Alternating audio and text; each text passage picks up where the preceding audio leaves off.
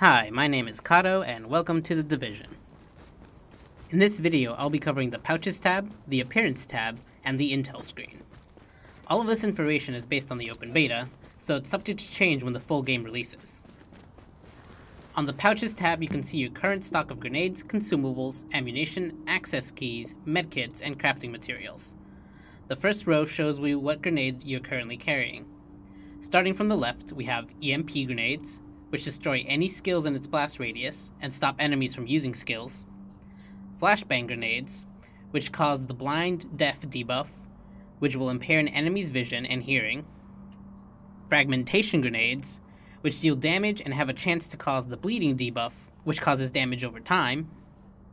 Incendiary grenades, which can apply burn, another damage over time debuff. Shock grenades, which temporarily paralyze enemies. And tear gas grenades, which apply the disoriented debuff, which impairs the vision and accuracy of enemies caught in the blast. To select one of these grenades, simply hold down on the left button on the D-pad and select the grenade you want to use from the radial menu with the left stick. This will put you in grenade mode, and from here you can aim the grenade and throw it with L2 or press circle to cancel. While aiming, you'll see the radius of the grenade and a small red line highlighting the enemies the grenade might hit.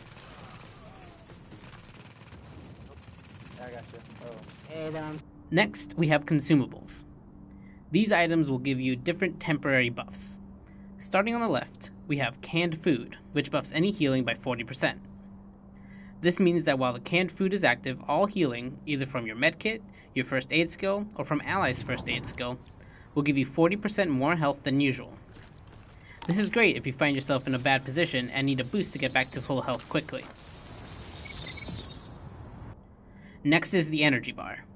The energy bar removes any current debuffs such as burn, bleed, disorient, etc., and makes you immune to any additional debuffs for 5 seconds. If you're getting pinned by multiple incendiary grenades, you can use this item to remove the burn and run to safety.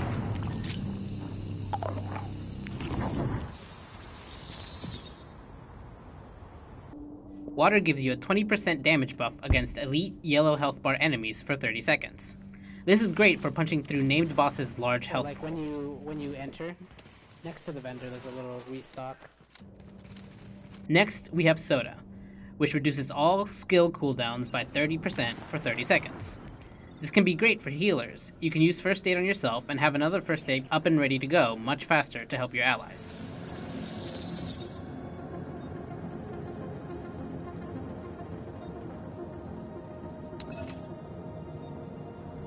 The last two consumables are ammo mods, which give all of your weapons a temporary buff. Incendiary bullets have a chance to set the target on fire for 30 seconds, and explosive bullets have a chance to deal damage in an AoE. I didn't get enough time to play around with either of these to tell you exactly how the AoE damage works, and if they stack, but I will as soon as the full game comes out. In the next row, you'll see your current ammunition. Each individual gun type has its own ammo pool, and this pool is shared between all of your guns. For example, if you have 2 shotguns, you'll be reloading from the same ammo pool. Below that are your access keys, which shows you how many Dark Zone keys and lockpicks you have. Dark Zone keys unlock Dark Zone chests, which carry good Dark Zone loot, but are usually locked behind a certain Dark Zone rank. Lockpicks will unlock areas and missions with extra loot boxes. If you have a lockpick, you can come in here. Actually, I opened it. To the right of this, we have our crafting sources. Each material comes in each of the 5 rarities: worn, standard, specialized, superior, and high-end. Crafting blueprints will ask for a certain amount of materials in order to craft a weapon of the same rarity as those materials. I personally don't have much information since I'm pulling info straight from the open beta, but Marco Style has a great video on crafting and what we currently know. I'll put a link in the description. Finally, in the bottom left we have medkits. You'll start with a maximum of 2 medkits, but in the beta we were able to get up to 3 with a perk from the health wing. I'm currently working on a video that goes over the different wings, so I'll add an annotation when it's done. So, how do you get and use all of these different items? All of these drop randomly from enemies. Ammo, medkits, and fragmentation grenades will get refilled each time you use a restock crate. You'll have to rely on random drops and chests to get the other grenades or consumables. Crafting sources can be found from random drops too, but there's also a bunch of chests in the open world that will have some of these materials. Oftentimes, they fit the location, so you can expect to find electronics in a computer store, or cloth in a clothing store, for example. Speaking of clothes, the next tab over is where you can play the fashion division. The appearance tab is where you can browse and equip different pieces of clothing. The garments have no bearing on any of your stats, but allow you to customize the look of your agent. They can drop from random enemies, but more often than not, you'll be receiving them from civilians in need.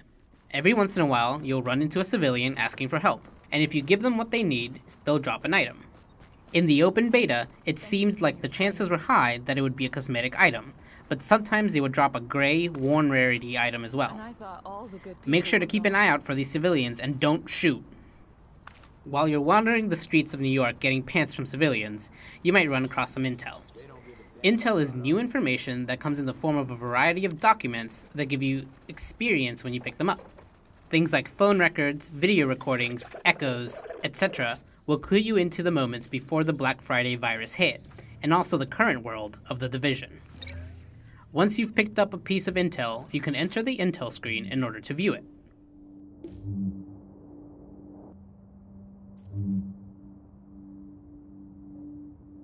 Alright, the guns check out.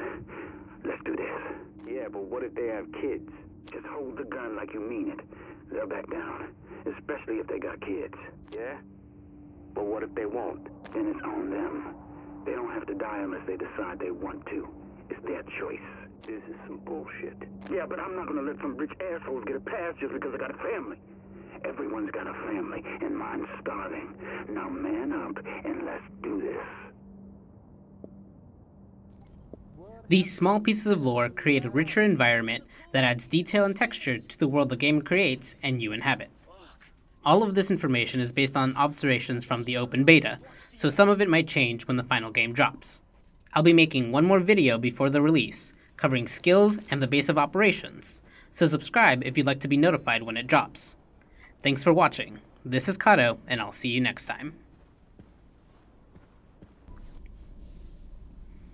Ammo, medkits, and fragmentation grenades will get refilled each team. Water gives you a 20% buff against enemies.